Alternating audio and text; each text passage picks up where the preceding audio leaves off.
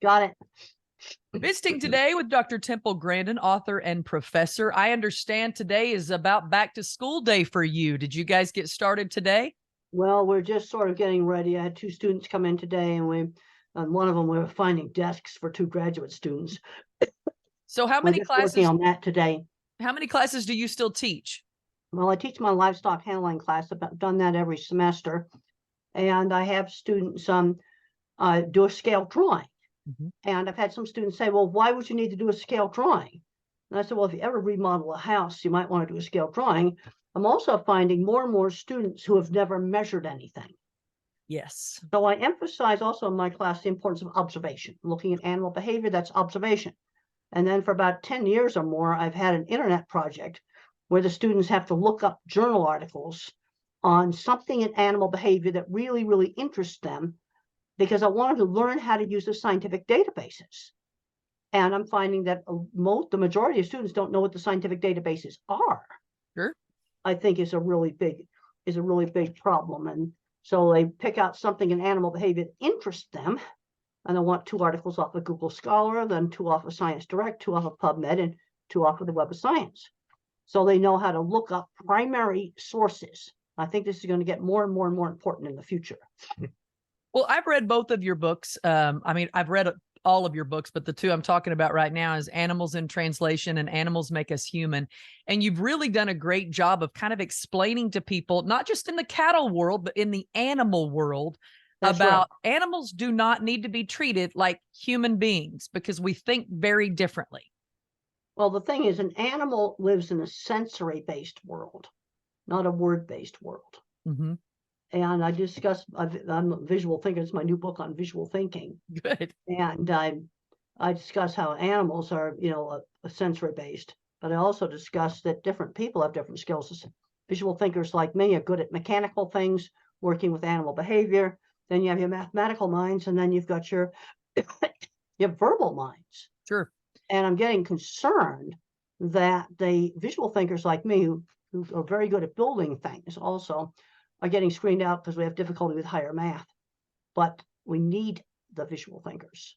Absolutely. When you are working with animals, what advice do you give to people and producers about ways to kind of get them to do what you want them to do? All right, there's the first step you got to do is to calm down. Don't yell at them. And I'm finding we still have to talk about basics. I mean, you've got Ron Gill out there and Kurt Pate and many other people doing cattle handling workshops. But the first thing you have to do is calm down. Because if you get the cattle all excited, it takes 20 minutes for them to calm down. Mm-hmm. And all the things that Kurt and Ron teach, you're not going to be able to learn if you're all agitated and the cattle are all agitated. So calm down, don't yell at cattle.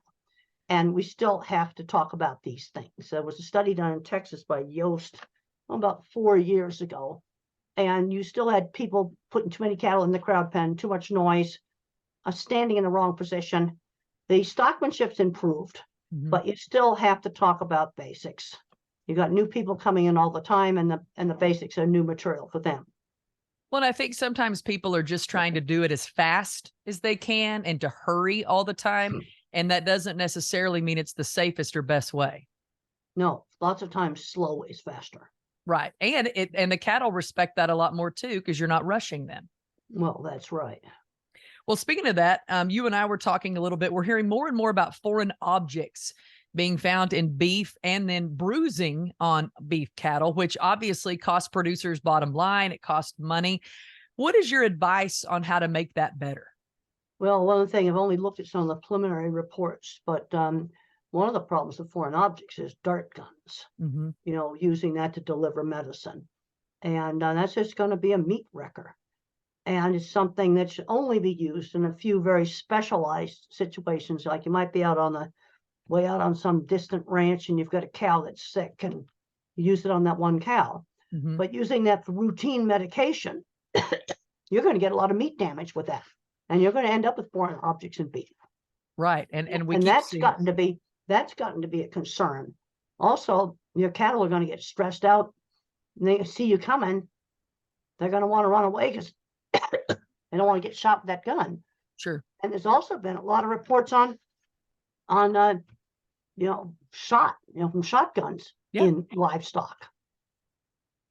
I'm not happy about that.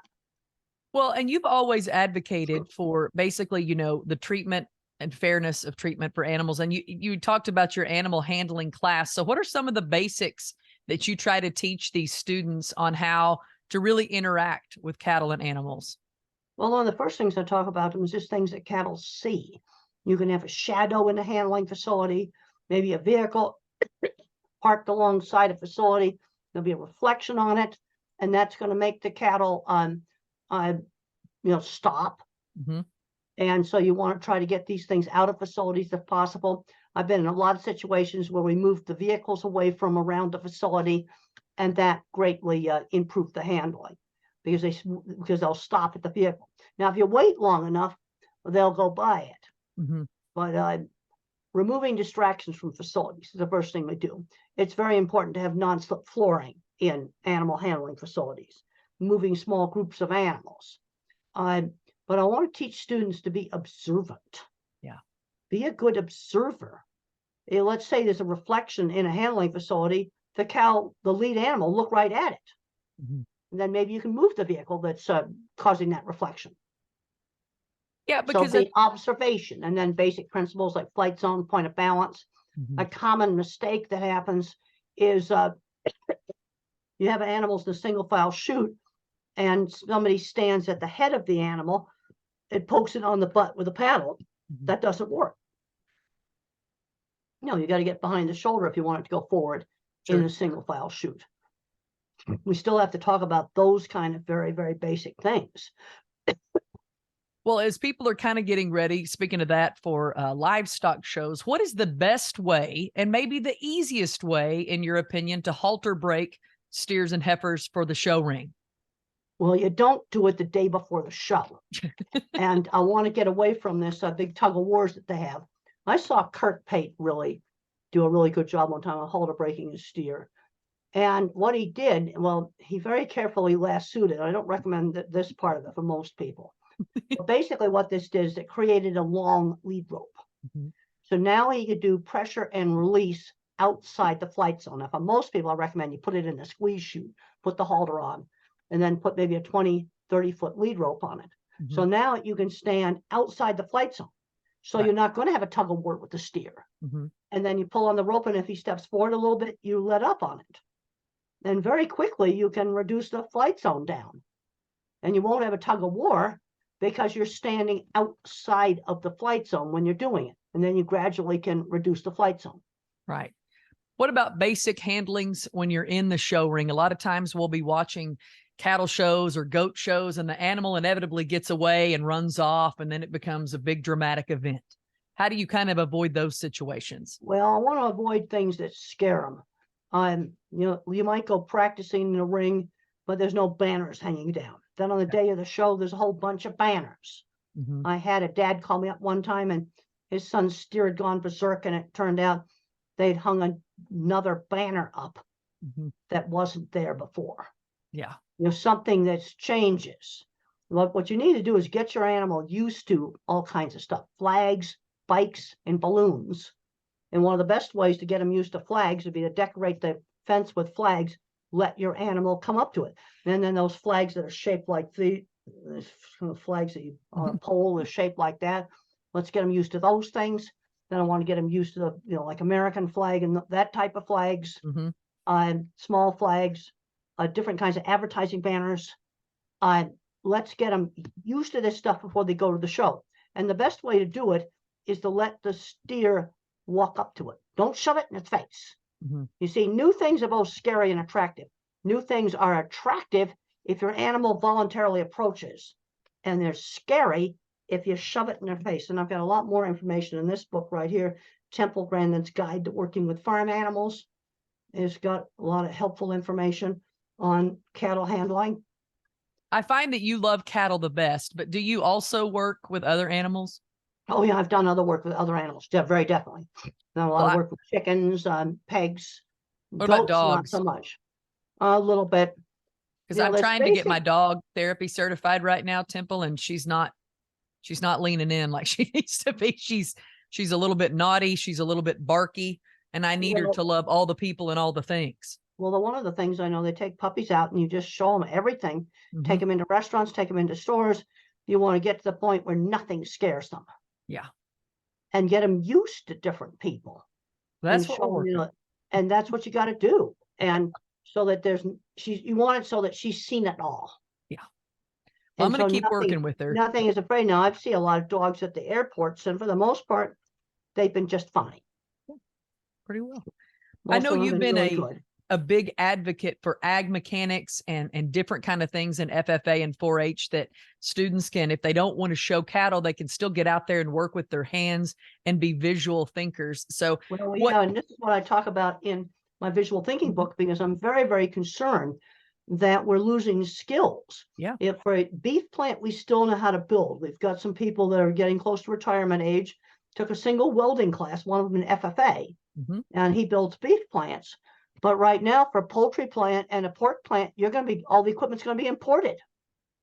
And this goes back to taking out all the hands-on classes. And some schools are putting it back in. Mhm. But a problem that I'm seeing is they won't let the special ed kids take shop.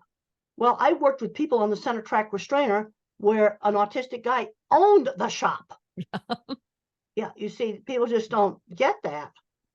And we need these skills, and we need them really badly. And I know Texas has put some of these classes back in, but kids are growing up today never using a ruler. I've talked to 3 shop teachers now in different states that they have spent 3 days teaching measuring because the students have never done measuring. And we've got kids growing up today that have never used a tool. They're totally removed from the world of the practical. The good news is here in Oklahoma City, we have the Oklahoma Youth Expo, and our ag mechanics show has literally grown leaps and bounds in the That's short great. 4 years that we've had it. And it's just been so awesome to watch these kids build giant trailers, giant hay haulers. And they've done it because they've been working with their dad on the farm and thought, I bet I can make this better. And then they go and do it, and it does. Yeah. It makes it better. No, that's really good. Yeah, absolutely. And I think most people are trying to get like the shop classes, the welding classes, how to be a mechanic anymore. We don't see a lot of that. We don't see a lot of people trying to figure out being an electrician and all things like that. So hopefully that's going to be something that we see more of. We have a real shortage on those skills. I just got a phone call just today from somebody that had my Humane Livestock Handling book, and that's the book that has all the welding projects in it. And they said, well, we need to buy portable stuff. As I travel around now, I'm seeing more and more handling facilities just made from portable components. People are just not doing the welding anymore. And I think that's a real shame. And the Humane Livestock Handling book has all the drawings and everything for welding. But I don't, I went over to the UK. I just got back a week ago, and there was a US made portable handling facility there. Wow. How do you just not, when I see new facilities, they're not hand welded in the field, they're portable panels. And then I'm also seeing stuff that's just really stupid, like a glass smooth floor in a brand new handling facility. I saw that at a community college, and I said, well, you're going to have to get some mats to put in there before you can even use that facility. How many books do you have now, Dr. Grandin? I got about 15 books now. Are you working on anything right now? Well, not right now. Well, I've got to update my livestock handling and transport textbook. I've got to update that. What has been your favorite one to write about? Well, I really like writing about the the visual thinking. Mm-hmm. I'm very this book came out last October, Visual Thinking, the Hidden Gifts of People Who Think in Pictures, Patterns, and Abstractions. And one of the things I talk about in here is the skill loss. I am really concerned that so many kids are just getting shunted into special ed, and when they ought to be out building things. See, some of your best kids on building stuff are going to be the ones that can't do algebra, but anything mechanical, they can just invent it.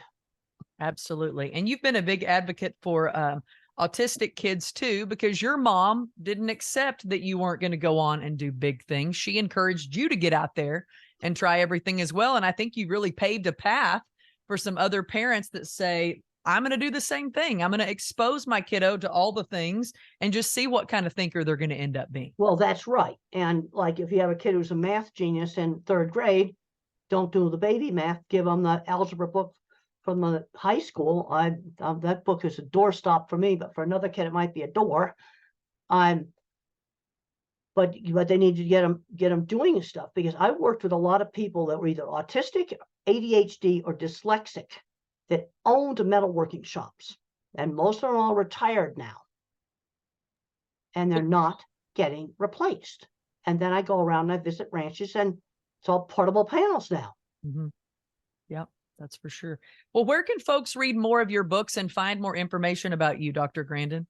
Well, I have a livestock webpage, and that is Grandin.com. Grandin.com is my livestock webpage, and TempleGrandin.com is my autism webpage. And then all of my books are available on Amazon. All right, Dr. Grandin, thank you so much for visiting with us. Well, it was great to be here.